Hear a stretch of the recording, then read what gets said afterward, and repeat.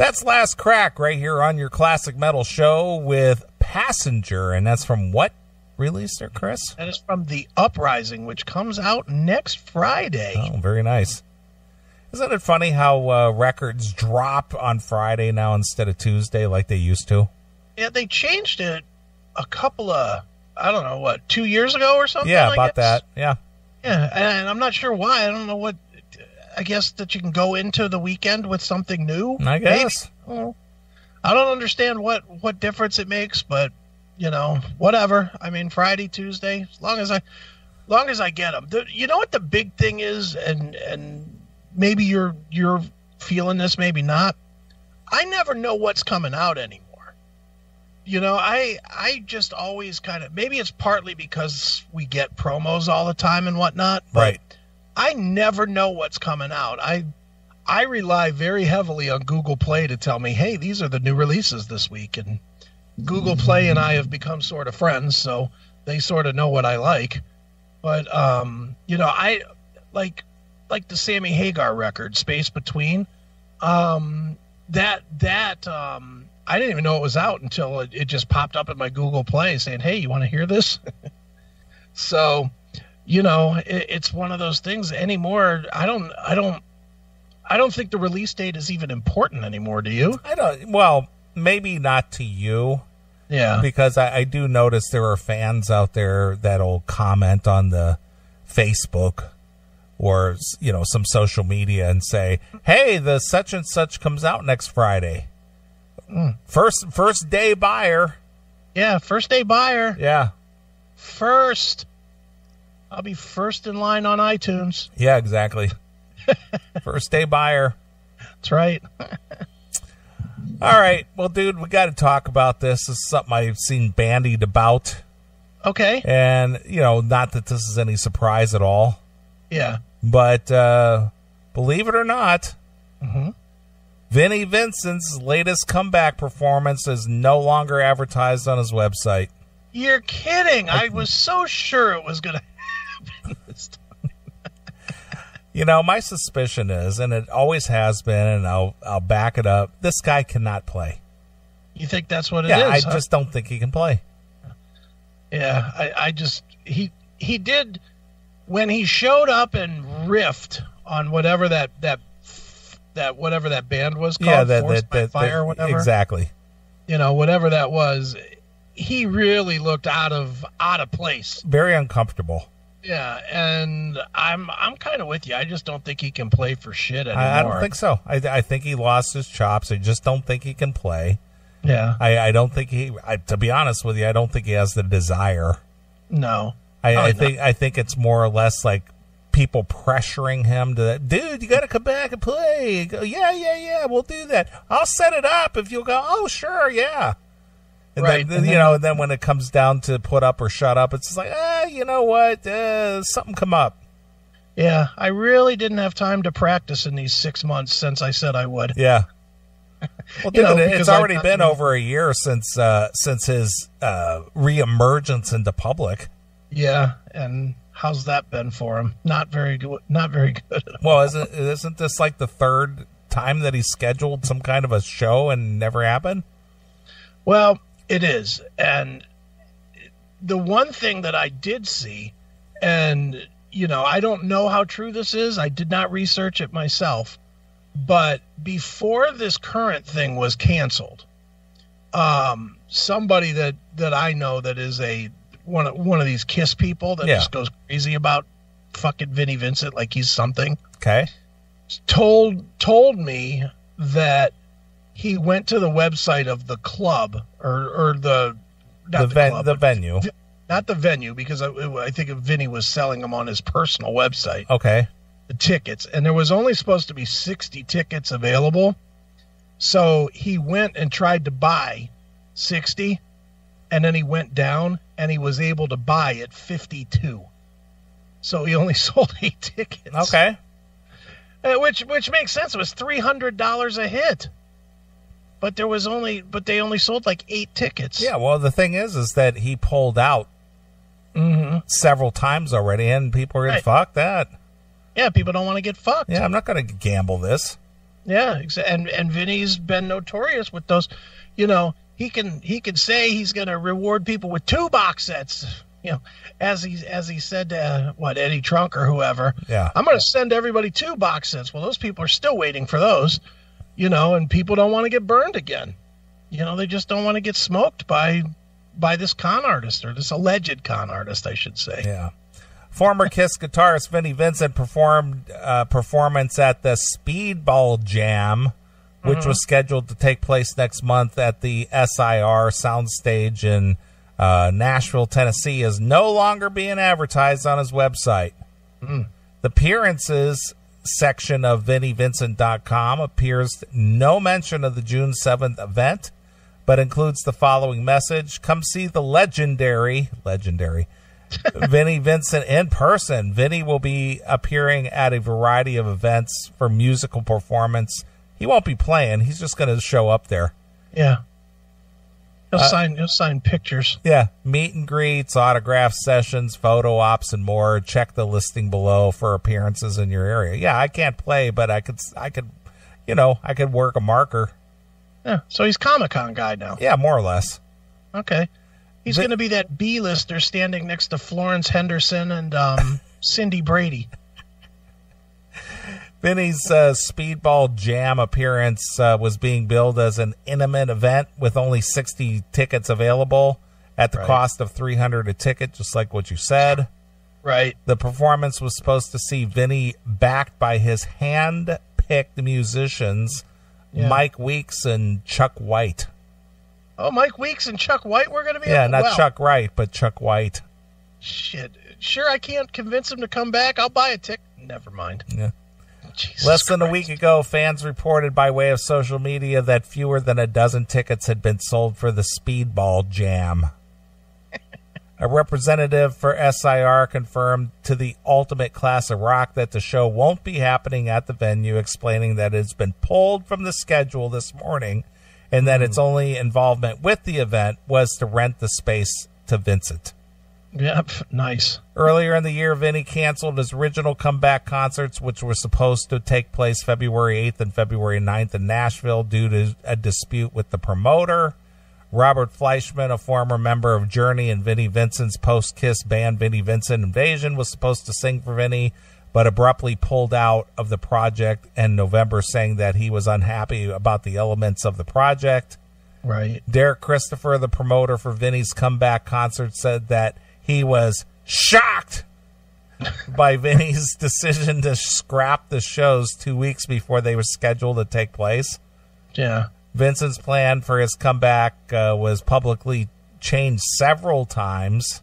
Right. In the initial announcement, the show, which was originally slated to happen in November, was described as a true solo gig with Vinny singing and playing songs from his career on acoustic guitar and telling stories about the old days. The old Vinnie Vincent storyteller's experience. Exactly. Last summer, Kiss bassist vocalist Gene Simmons suggested in an interview that Vincent was his own worst enemy and expressed his doubt that Vinny would successfully relaunch his career, which, you don't have to be Gene Simmons to know that. Gene's a genius. Yeah. There's something called the classic failure mechanism, which I was told by doctors and everything. I'm not saying he has won, Simmons said at the time when asked about Vincent's attempt to trademark his name, Vinnie Vincent's Kiss. But there are people who simply cannot handle when things are starting to go their way. That is success. So they torpedo it by making stupid decisions to make sure they don't succeed so they can deal with that. Oh, man. So you want to hear what the Trunkster has to say about all this? Oh, Eddie chimed in? Yeah, Eddie chimed in, the Shriller himself. This is bullshit, man. This is bullshit. The Shriller himself has chimed in. Oh, I got to hear what Ed has to say. All right. He's the ambassador of all things Kiss. Yeah, of course he is. I had the exclusive interview with Vinny at the Kiss convention. Everybody else scared him away after I lured him out of retirement. Even though I am known as the most dangerous DJ on the radio. Right. I got the exclusive interview with Vinnie Vincent. Yeah, not those other guys. It was me. Vinny sat down with me in Atlanta. Me. Nobody else. Not anybody else but me. Right. Edward Trunk. Exactly. All right, here we go. All right. All right, a couple quick things here for me before Nita comes in. This is funny. It's actually so crazy it's funny. So I'm flying back from Florida, Alabama/Florida, on Saturday. Alabama/Florida. Alabama, Florida. Okay. I like how he thinks that his travel arrangements are a good part of this story. Well, I want to let you know that I'm worldwide. When I was traveling, word got back to me. Yeah. About Vinnie Vincent. I was in the cockpit, and they felt it's so important that they made a radio transmission to get a message to me, Eddie Trunk. The pilot put the plane on autopilot for a minute to come and tell me this breaking Vinnie Vincent news. Eddie, there's a message for you up in the cockpit. Flight control has got a message for you. Can you step up front and get the message? Atlanta, tell Eddie Trunk that Vinnie Vincent is canceled. This radio transmission comes from Atlanta via Charlotte to Eddie Trunk, airbound in going to New York. Yeah. Look on the message. It says, "Beware of hijackers and tell Eddie about Vinnie Vincent." Right, it does. So I had a couple podcasts loaded into my phone. One is with Canadian, the Classic Metal Show. No, you know that ain't in his phone. A podcaster, journalist named Mitch LaFon. Mitch did an interview with Vinnie Vincent recently for his podcast. Vinnie was promoting this thing called Speedball Jam, which was going to take place in Nashville at SIR. So we all know that, I did that first interview with Vinnie around. I did that first interview. We all know that. Why do we all know that, Ed? Why do we all know that? So does that make like Mark Strigel's interview and Mitch's interview less good because it wasn't first? Yeah, it does. Is that how that works? I mean, do you know the second man to walk on the moon? Well, good point, I guess. No, you don't, do you? No, it makes those guys all Buzz Aldrin or whoever. Yeah. You pale in comparison, sir. That's right. All right, continue with Neil Armstrong's quote here. On the Atlanta Kiss Expo, we had a nice 20-minute chat. That's all we had time for. And Vinnie began to start to gradually make a sort of comeback in his career. And how did he do that, Ed? What kind of a sort of comeback did he make? Well, first and foremost, he did talk to me, so that put him on this level. Well, that was the springboard. Yeah. Once he talked to me, all of the world was looking. The whole world is watching. The whole world is watching. Nobody was paying any attention to Vinnie Vincent before he spoke to me on my show. On my show, damn it. What's wrong with him? I don't know, man. It's bizarre. And I like Ed. I always say I do like Eddie. But dude, just get off it. We get it. You know what? Anybody that is the main corporate guy in a music that doesn't really have any corporate guys, that makes you first. You know what? That's like being the head wheel greaser at the Special Olympics. Right. It's not exactly, you're ahead of a bunch of podcast guys, including us. Fair enough. But Jesus Christ, dude, do you have to pound that message home every fucking time you open your mouth? He does. I mean, Jesus, dude, we get it. You're fucking the special great Eddie Trunk. Of course. Oh, God. Yeah, you need to get it, Chris. Well, believe me, there's no way I cannot get it every time he talks. Well, I was, and I'm fine with him promoting his own gig. That's fine, but it's obnoxious. He's literally. I appreciate what Eddie has done. I'll say that without any reservation. I very much appreciate what he's done, but now he's obnoxious about it. Like, everybody pales in comparison to him. And guess what, dude? Vinnie Vincent would have been just fine had he not spoken to you. Right. And you know what? Your plane would have still landed in New Jersey had you not gotten this special message about Vinnie Vincent. We didn't need your flight itinerary. Right. Just tell the fucking story. Vinnie canceled. Got it. It had nothing to do with you, man. Holy smokes. It's really a bad place to be in.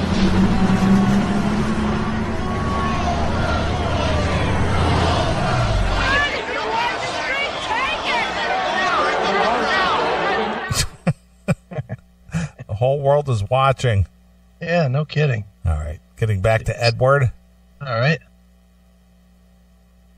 I'm back, meaning he's done a bunch of paid signing shows, which a ton of people do, where you charge for autographs and photos.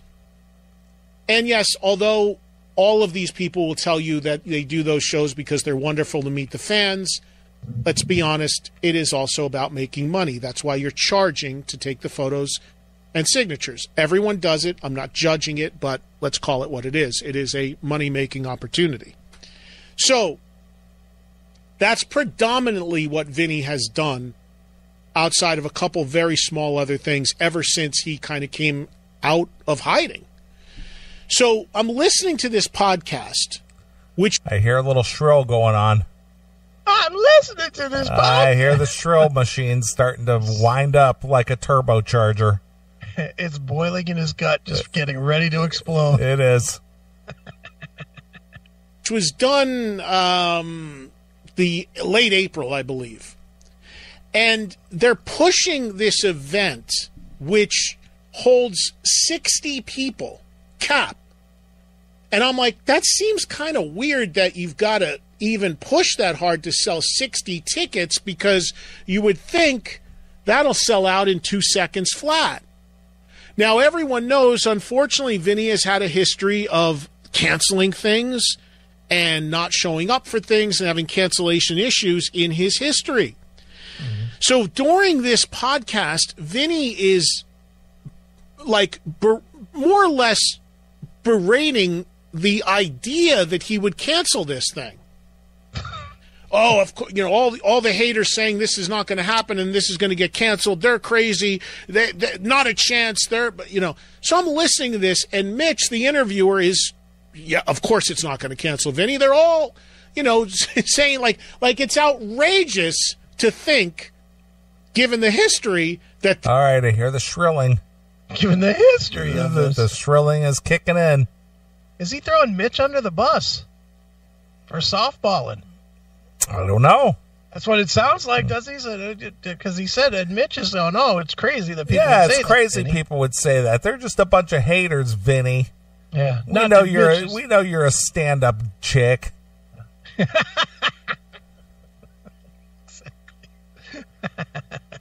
This could cancel too.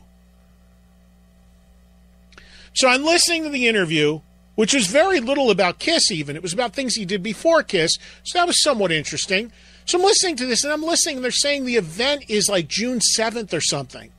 So I'm looking, I'm like, wow, this I guess they're right. This thing is actually going to happen, because here we are towards the end of May. It's a couple weeks away. I finish the podcast. Uh-oh. The shrill is coming into high gear. He's like that guy trying to drive an extra 20 miles without taking a shit when he really needs to. Right. It's just percolating in his stomach, ready to explode. Here we go. I backed it up just to air so we could hear the shrill. All right. They're right. This thing is actually going to happen, because here we are towards the end of May. It's a couple weeks away. I finish the podcast, the plane lands, I turn the phone back on, and the first email that comes in is from a promoter that tells me the thing was canceled. So they contacted Eddie immediately? Eddie, guess what? That was their first thought. I got to tell Ed about this. Where's my phone? Yeah, hurry up. Ed, my God, you won't believe this. That's the first thing that popped through? Tell your fans that you are the exclusive of canceling the Vinnie Show. What the? Come on, Ed. I didn't even get my bags and I figured it out. I just hit the tarmac, turned my phone on. That's the first thing that jumped out at me. Vinnie Vincent is canceled again! I wasn't even back to the gate yet. And I stopped at the gate and there was a person working at the desk and I said, "Hey, is this Vinnie Vincent news true?" They said, yes, Ed. I'm afraid it is. Yeah. I knew it! I knew it!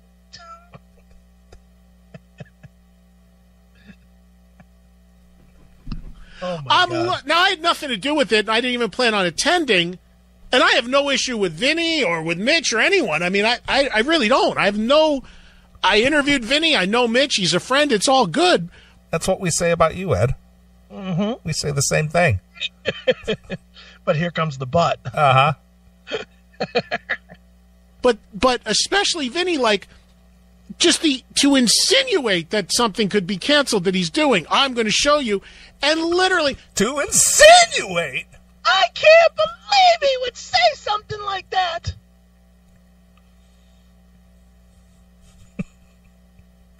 What a charlatan! Whore! Wow. So today, it's in the news, if you follow closely in the rock news, that this event has been removed from Vinnie Vincent's social media, leading to speculation that it's canceled.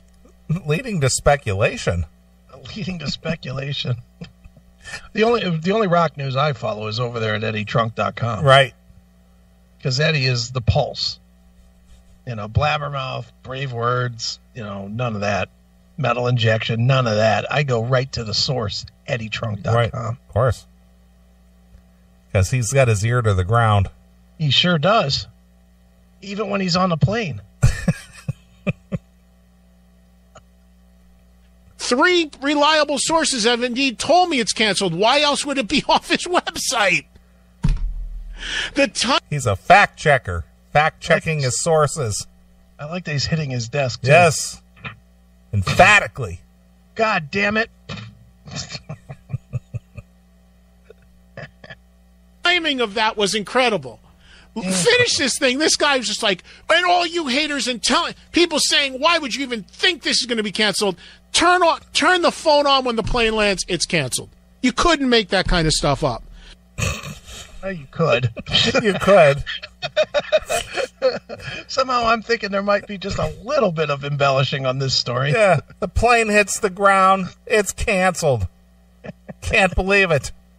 There's a big sign on the tarmac. Vinnie Vincent cancels gig. Right.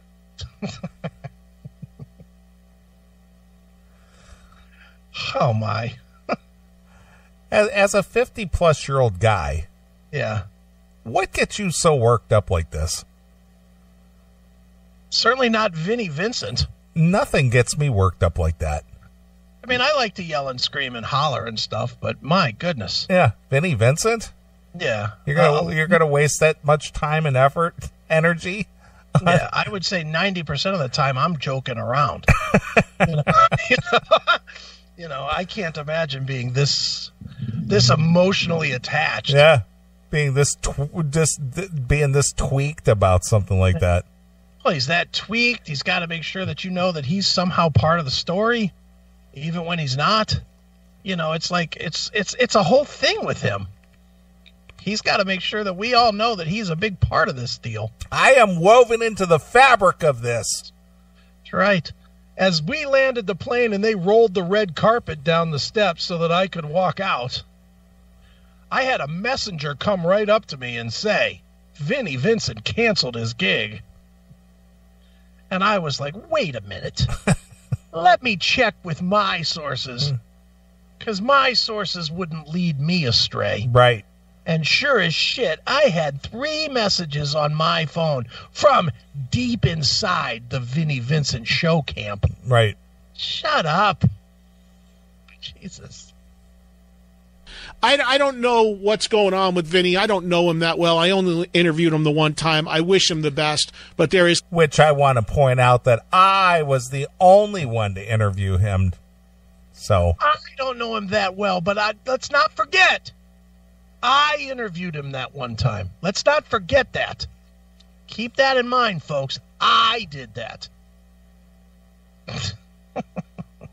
There's clearly a lot that's going to have to be done at this point in the consumer customer relations, if you will, for anyone to believe that he's actually going to perform or show up in a ticketed gig. I never believed it for a minute. We were saying from the minute it was announced it wouldn't happen. Yeah. It's nothing new. Yeah. Because there's been about 3 of these so far that have been booked, announced, and then don't happen. All right. So for all the speculation out there, I've been told by 3 people that the thing is indeed canceled. And why would it be off his website? I mean, you just don't take something down off your site if it's still happening. Ed, what? Yeah, well, that's pretty good deduction there. Thanks, Inspector Gadget. Jesus. Clouseau for the win here. Jesus exactly. Christ. Thanks for the heads up there, Columbo. Yeah, no. Well, yeah, thanks, Maxwell Smart. Good God. What do you got in news? Well, we begin with sad news, which you may have just caught during the top of the hour newscast if you're listening to the live show today. Gabrielle Crahan, the youngest daughter of Slipknot percussionist and co-founder of the band, Sean Clown Crahan, has died. She was only 22 years old. This news comes just days after the band's performance on Jimmy Kimmel and the debut of their new single, Unsainted. Slipknot frontman Corey Taylor relayed this message to fans, quote, "My heart has broken for my brother. Please keep the Crahan family in your thoughts and love. She will be missed." Guess she doesn't like the new song. I guess. Yeah, well, that does suck. 22. Sure it was natural causes. No, it was drug overdose. Of course it was. Of course it was. Of course it was. You might as well face it. You're addicted to drugs. Yep. Throwback. Yeah. Throwback to the last hour. Of course. You got to tie it all together, kind of like the rug on Big Lebowski. It kind of ties the room together. Does Ed have a comment here? Well, when I interviewed Slipknot, I met Sean Crahan, and he didn't even mention that he had a daughter. Right. And I'm surprised about that now that this has happened. I would have thought he would have brought that up to me, that he had a daughter. Maybe I could have helped her. Right. Coincidentally enough, I have a daughter, too. Yeah, how about that? Yeah. We have that in common. Yeah. Except Much mine like isn't Sean- addicted to drugs, not that I'm aware of anyway.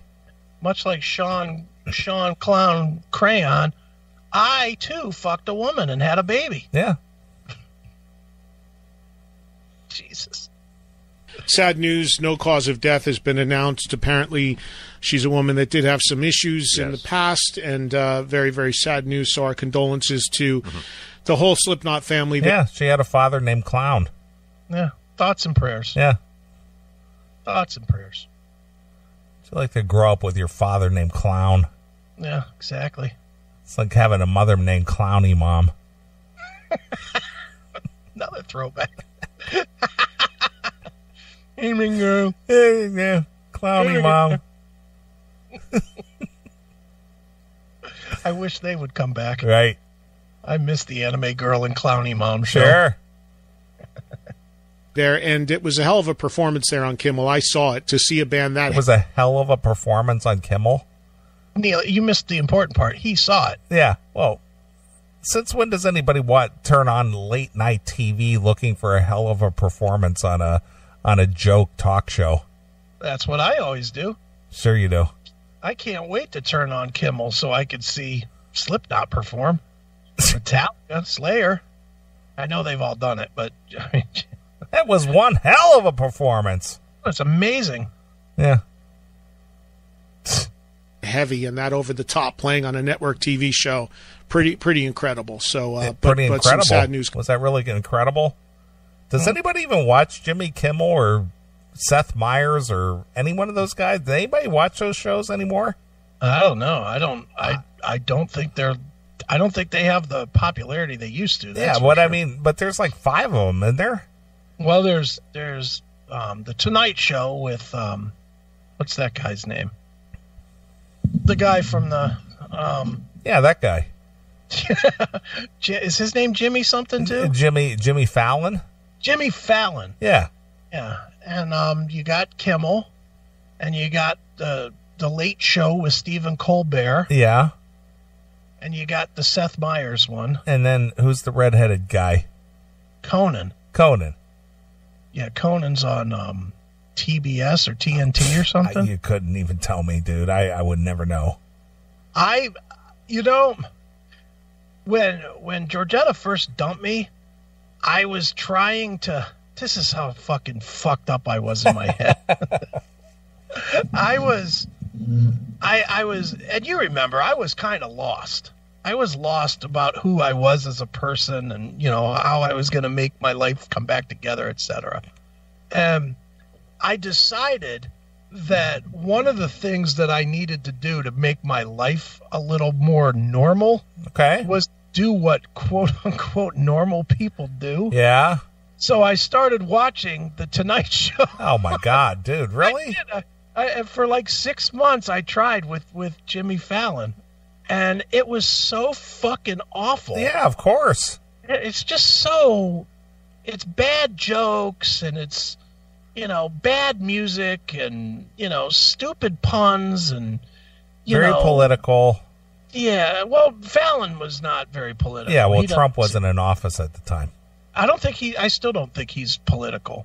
I've not seen anything from him that's politics. I know the other two do. Colbert lives off it, and Fallon, of course, is a left-wing douchebag. Right. But and I think that's why Fallon doesn't do it. He lets those other guys do it, and he's like the breath of fresh air from that, I guess. But I did. I watched it for like 6 months. I watched it every night. I was watching the fucking Tonight Show, and it was just so unbelievably bad. I was like, how in the fuck does anybody watch this shit now? It's tough TV. And yeah, I can't imagine, because I personally don't know anyone who goes, hey, man, did you watch Jimmy Kimmel last night? Or did you watch Fallon? Or did you watch Conan? Or I don't know anybody who does that. Yeah, that day is done. That day ended with probably midway through the Jay Leno Letterman years. Pretty much. That day ended. And really, it was only on special occasions for those guys. It was only like if Howard Stern was on, or if, if something else that you paid attention to was on, that was the only time you ever really talked about it or stayed up to watch it, I mean, was there ever a time in your life other than a one-off here and there that you have actually stayed up to watch a TV show? No, I've never intentionally stayed up to watch one of the late night shows. Now, I actually was in the audience once for the Tonight Show. With who? With Jay Leno, even though Carson was still hosting. Okay. I just happened to be at Universal Studios, and some girl walked up and she goes, hey, you want a couple of tickets to the Tonight Show? You're like, yeah. I said, yeah, hell yeah. They said, well, here's the tickets. You got to line up at 4:30.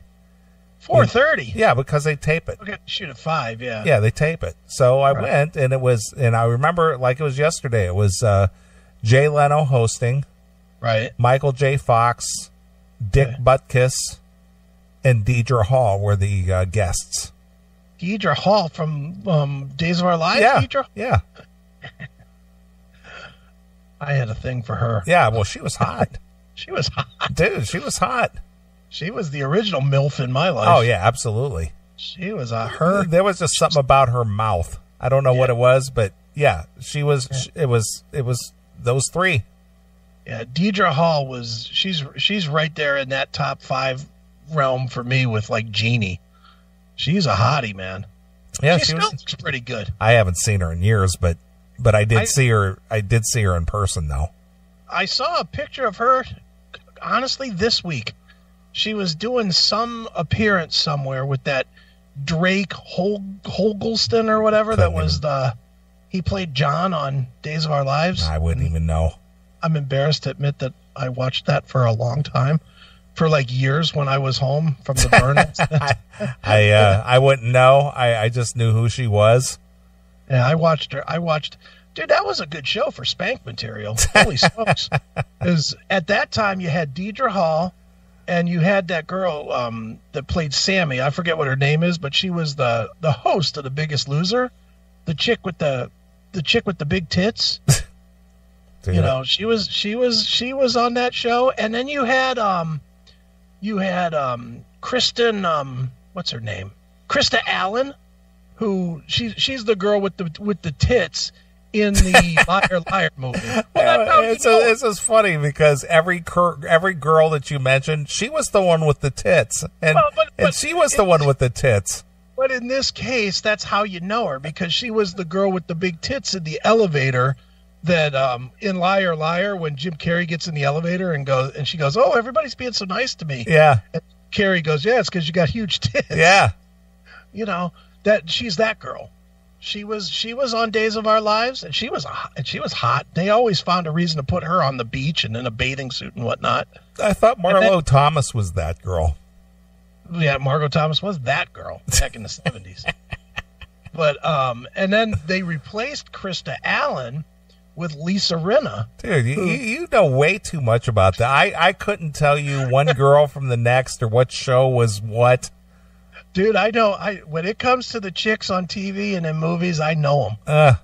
It's my mental fuck thing.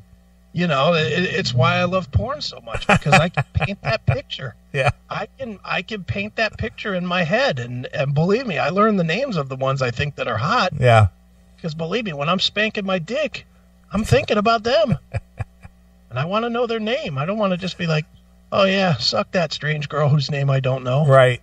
You know, it's like, "Oh yeah, go ahead, Krista, suck that cock." So funny. Too funny. Do you want to hear any of the more of the music news from Eddie? Oh, of course. There's about 4 minutes left. See what else they talk about here.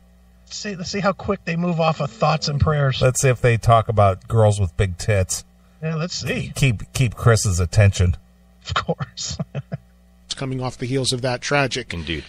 So I know the charts don't really mean what they used to back when albums shipped gold and you didn't have to package copies in bundles with concert tickets to move product, but the Sammy Hagar and the Circle record Space Between did debut in the number 4 spot on the Billboard 200 album chart this week, which actually, historical fact, notches Hagar his first ever top 10 album outside of Van Halen. Wow. Does that matter? That's a big deal. Today? No. I mean, what's the competition now? You know what I mean? Well, and the deal is, much like Metallica did, anybody that bought a concert ticket for Sammy and the Circle gets a free copy of it. Right. So they count that as a sale. Well, see, that was the whole thing too with Apple Music, that they gave away that U2 album. Yeah. Well, that thing was garbage. Well, regardless if it was garbage or not, but that counted as a sale. Yeah, it was a number 1 album. Yeah, because Apple made you take it. They downloaded it on your phone whether you wanted it or not. Remember that? And then people were bitching that it was taking up space. Yeah. Well, I the thing is, I had to go through and delete that bullshit. Yeah, and it was difficult to get rid of it, too, because every time you deleted it, it came back on your fucking phone. Well, it came back on mine. It's like, I didn't ask for this. Yeah, I don't want that gay shit. Yeah, especially that album cover. Yeah, it was all that whole album was bad. Ugh. There's a reason they gave that one away for free. But I think who was the one who kind of started that whole thing? Was it Journey? Journey giving away the record at the show. I think that, yeah, with the first one that they did with Arnell, right? Yeah, I think so. I think they were one of them. Yeah. They might have been the one that did that, but And then, I like that deal, but it's kind of overkill, though. Like, you know, the Metallica, as an example, because I obviously bought the Metallica tickets. And they sent me 2 copies of Hardwired. And it's like, all right, do I really need 2 copies of it? And I guess you're supposed to give the one to the person you go with or whatever. Is it 1 per ticket? Yeah, it's 1 per ticket. Okay. And it's like, okay, well, if you're married or whatever, do you really need 2 copies? Yeah, but they don't take that into consideration. Yeah, exactly. Because I know I gave Kelly one. I threw mine right in the garbage. Well, because I had already bought it. Yeah. I already owned it. You know, and I mean, the concert was announced, you know, 10 months ahead of the concert. They didn't send you the disc when you bought the tickets. They sent you the disc once you attended the concert. Once you attended the concert, you got an email that said, hey, fill out this form and you can get your copy of the album. So I got my copy of the album, and then I promptly threw it right in the garbage. Right. Well, the other one who did something semi-clever was Tesla. Remember that? The reel-to-reel? Oh, yeah. If you bought the CD at the store, you only got one of the 2 CDs, and then you had to go to the concert to get the second one. Right. And then you get, and because they sent you the CD that you buy in the store, it was a gatefold. Yeah. And one CD was in there and the other side was empty. Right. But then if you went to the show, then you got the second CD that you could pop into your little gatefold CD jacket. Right. What a jewel that was. Well, but you know what the thing is marketing. You know, whether it was the greatest marketing tool or not, it was still people thinking. It was them trying to get around the downloading trend. Yeah. You know, it was they were trying to find a way to make it, and I get that. It's just a shame that they all do it with bad record. Well, Metallica didn't, but you know, like Tesla, you know, a fucking shitty. There was no need for 2 albums worth of covers. And really 3, because they also had that iTunes only record that was it was an EP, because I own it, and that was covers. Yeah. And it was all different covers. So it was like, you know, in 1 year period, they put out like 30, 35 covers. It's like, all right, this is overkill. Enough. I guess it's easy. Yeah, I guess. You don't have to write anything. Let's play some of our favorite covers, man. Yeah, exactly. We'll sell this to these rubes. Yeah. Not Dave Rube. Yeah, not Dave Rube. All right. Good record, good for Sammy and the boys, and the High Tide Beach Party is on for 28-29 of September, Huntington Beach, and I will be there hosting. Of course you will. Otherwise, you wouldn't be promoting it. Of course you will. And he's a straight liar about that. That Sammy Hagar record is not very good. Well, what's he going to say? It's bad? Yeah, I know, but not when that could risk him getting that, you know, getting paid, I guess. Of course. You know, it's funny because, you know, I'm a big Sammy fan. And I went into that record completely excited for it. And I listened to it. And I just was like, it's one of them records, like, the songs just sort of fade out. Like they get like halfway into a song and then it just kind of goes away. Like they're like incomplete songs. It's really, and I sent it over to John, or I told him where to look, you know, because it's online, you know, and he listened to it and he hit me back. I was like, yeah, these songs sound incomplete. It's weird that you would think a guy like Sammy Hagar would be a little more picky, because he can be, because he's another guy has, you know, $500 million. Yeah, just whatever. Selling that tequila to that German company, yeah. He got like $500,000 for that. Yeah. $500 million. Yeah, 500 million. I meant, yeah. Yeah, I mean, he's a guy that does not need to meet anybody's calendar or anything. And you listen to the songs and they go for like 3 minutes and then it just sort of fades away. It's like, all right, there should be another verse here or something. Something's definitely missing on most of the songs. Yeah, you just went, yeah, we're tired of this one. Okay, fade it out. All right, next. Yeah. What else we got? So I'm excited to be a part of that once again this year. Of course you Yet are. another festival coming. Very eclectic mix of artists performing.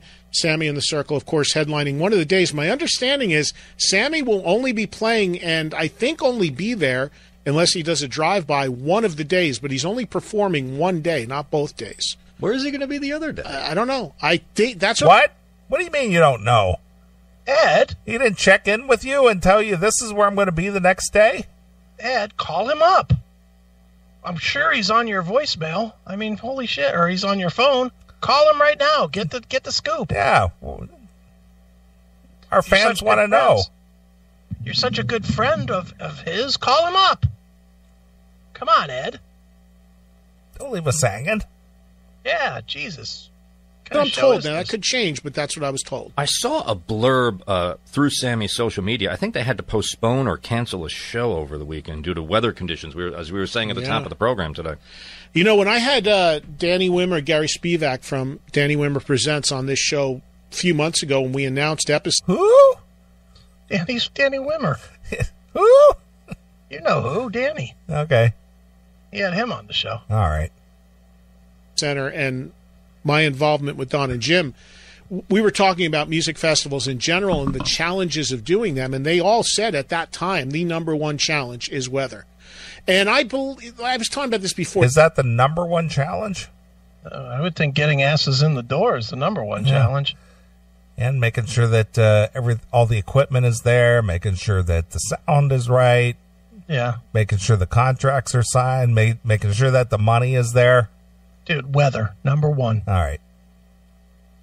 Or there's got to be some insurance or something that they have in place, because you could really, really take a huge hit, because most people get paid even if it gets rained out. So there's got to be some provision in there for these festivals, but it is an increasingly difficult problem because you cannot control it. Yeah. That's why it's called. That's why they printed on the tickets, rain or shine. That's increasing from what? I don't think there's ever been a time that you could control it, Ed. Yeah. I don't think there's ever been a time. And as long as I've been alive, there's been outdoor festivals. And they've all had printed on the tickets, rain or shine. Yeah. I got a shit ton of Ticketmaster tickets that say rain or shine. Yeah, exactly. I don't think this is an increasing problem. No. Anything else, Ed? One more thing, a story I have here courtesy of Kerrang! It's amazing the kind of money people will plop down on memorabilia. A paper plate, this is a true story, Scout's honor. A paper plate that the late Kurt Cobain... Eddie, call your sources. Make sure this checks out. Well, I actually know this story. He's going to go, well, you know, when I eat pizza, I tend to throw my plates away. But Kurt Cobain didn't do that. All right. Let's find out what happened to this paper plate. All right. Paper plate, this is a true story, Scout's honor. A paper plate that the late Kurt Cobain once ate pizza off of, then scribbled a Nirvana set list on, was sold over the weekend at auction for $22,400. The sale was made by Julian's Auction House. The plate dates back to a Nirvana gig April of 1990 in Washington, D.C. Oh, wait, there's more. Additionally, a cardigan worn by Cobain during his last ever photo shoot with Nirvana that took place in 1993. That cardigan sold for $75,000. Well, all right. People got some disposable funds out there, man. Oh, they do. I wish I had that kind of disposable money just floating around. You do, Ed. He should. All these damn gigs that he goes to. I'm sure he ain't doing those for free. Maybe he could do the summer's worth to buy a sweater. What else, Ed? Well, speaking of Sonic Temple, Saturday marked 2 years since the death of Chris Cornell. Friday night at the festival, his one-time Audio Slave bandmate Tom Morello paid tribute during his set, bringing out Serj Tankian of System of a Down for a performance of Audio Slave's Like a Stone, a fitting tribute, if you ask me. Nice stuff there. I was in touch with Morello because he played here in New York at Irving Plaza last week. I think it was Thursday night, but I was leaving to go to hangout where I just told you about. So I didn't get a chance to see him. Tom and I hang a lot when I'm in L.A. when he's home, but lately he's been here on the East Coast and I've been not here. So, but he's been out hitting it hard, both with his own thing and his own record. What's the name of his solo record again? Atlas Underground. Atlas Underground, yeah. Which is the name of the project in itself. Yeah. I'm surprised you didn't find him at a place like Hangout because he did that big Ultra EDM Fest in Miami. Yeah, he mashes up so many different things that he could adapt to anything. Someone told me, I guess, a couple years ago, the Struts were on Hangout. I would have loved that. By the way, welcome to the Struts bandwagon, Chris Jericho. Oh, cool. Jericho sent out a tweet saying, quoting the old John Landau Springsteen quote, "I've seen the future of rock and roll, and it's the Struts." So Jericho prides himself on being cutting edge, and I can bust his balls about this because he's a friend. Just now discovering the Struts 2.5 albums into their career because he shared a show with them in Philadelphia this weekend. Oh, I see. They were on the same bill. They were on the bill, yeah. He should invite them to play his pro wrestling cruise. Maybe he will. Maybe he will. All right. Wow. Cutting edge. Everything Ed says has to be him. Of course. You know, when Tom Morella's in town, we hang all the time. Right? Shut up. Of course. Like a Stone was a fitting tribute. Yeah, because like a Stone, they both fell. Fell to the ground. Didn't move. Exactly. Just stop it. All right, well, let's take a short break. Okay. Anything you'd like to hear? How about some brand new Death Angel? All right. How about that? That'll be good. What do you got track picked? I would like to hear, let's go something nice and friendly like Immortal Be Hated. Ooh. Brutal. That sounds heavy. It's a really good record, as everything Death Angel does is, but all right. Good shit. All right, the new Death Angel is called Humanicide. Right. And this is what, Chris? It's Immortal Be Hated. It's brand new Death Angel exclusively here on your classic metal show.